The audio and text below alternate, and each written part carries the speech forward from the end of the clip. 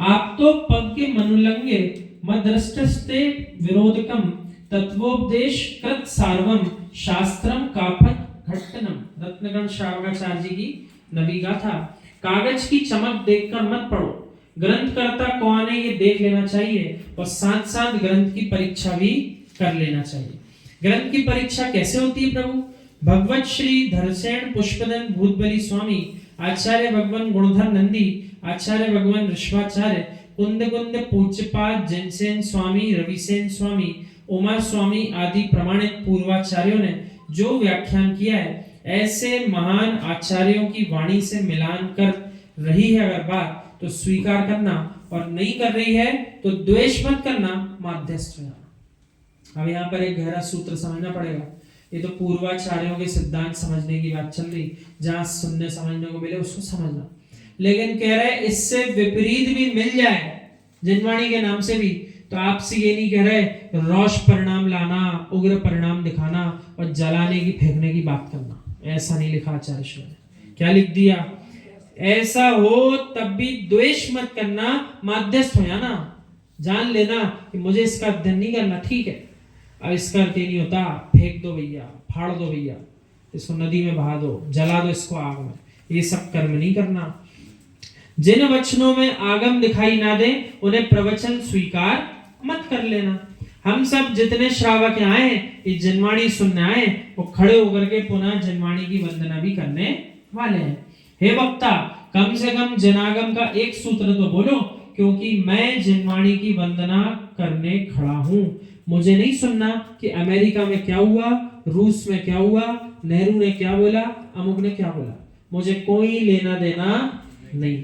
मैं नेहरू को परमात्मा नहीं मानता हूं, मैं महावीर को परमात्मा नहीं मानता, मेरा आप्त कोई पगड़ी टोपी वाला नेता नहीं है, मेरा 18 दोषों से रहित आप्त है, वही मेरा नेता है।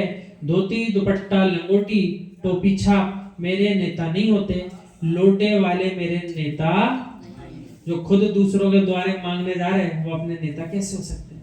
तो फिर कह रहा है नेता कैसा है, तो उसके लिए सूत्र आया, मोक्ष मार्गस्य नेतारम वेत्तारम कर्म भूव्रताम ज्ञातारम विश्व तत्वानाम वंदे तद्गुण लब्धे। जो गुणों से पूरे लबालब भरे हैं वही वंदनीय हैं, वही अपनी मोक्ष मार्ग के नेता हैं।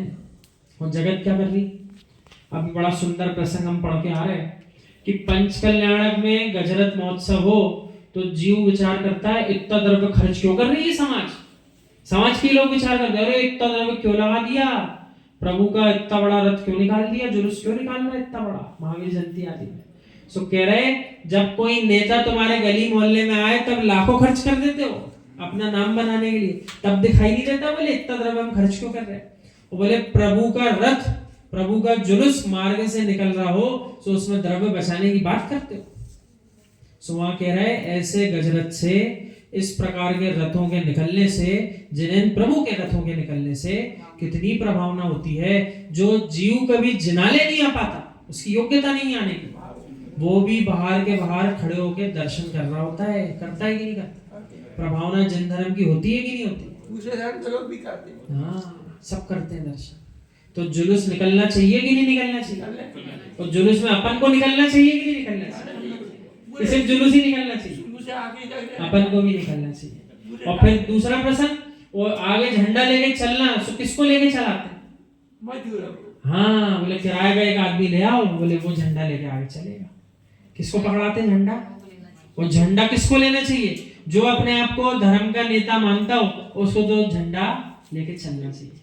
और जो नहीं मानता तो सारे जो नहीं मानते जिस जुलूस में, तो क्या करते हैं, एक आदमी भैया एक अलग से और ले आना, बोले क्यों, और डंडा भारी है लेके तो वही चलेगा, अपन थोड़ी लेके चलेगा। जबकि जो अध्यक्ष हो यानी अधिगमक्ष, आत्मा के समीप जिसको आना हो वो झंडा पकड़ ले, हम लेके चलेंगे, क्योंकि हमें धर्म का नेता बनना है। कौन सा नेता बनना है? जगत का नेता नहीं बनना, ना किसी चुनाव में उतरना, ना किसी की हार जीत से मतलब रखना। लेकिन यहाँ कह रहा है मोक्ष मार्ग का नेता अवश्य बनना है। किस किस को बनना है? सबको बनना है। ठंड ज्यादा नहीं है, हाथ निकाल के बाहर कर सकते हैं। पंडित जी, भगवती माँ वागीश्वरी जनवाणी वागवादिनी की व्याख्या में आपको अपना कुटुंब नहीं देखना चाहिए, प्राण नहीं देखना चाहिए, शरीर नहीं देखना चाहिए। 3 बातें बताई कि जब जिनवाणी की व्याख्या करो तो ना अपने कुटुंब को देखकर करो, अरे हमारे कुटुंबी जनों को क्या सुनना पसंद है वही सुनाएंगे, ऐसा विचार नहीं लाना। दूसरा कह रहे हैं कि आपको अपने प्राण भी नहीं देखना चाहिए। कैसे प्राण नहीं देखे? भैया इस बात में आनंद तो नहीं आ रहा, हमें जो जो करना पसंद है वही वही सुनाएंगे, जो हमको पसंद नहीं वो हम आपको क्यों सुनाएं, क्यों हमारे प्राण निकल जाएंगे ऐसा करने में? ऐसा नहीं। और तीसरा कह रहा है अपने शरीर या दूसरे के शरीर को भी मत देखो, आज कौन आया, कौन पसंदीदा आ गया तो आज बड़ा अच्छा सुनाए,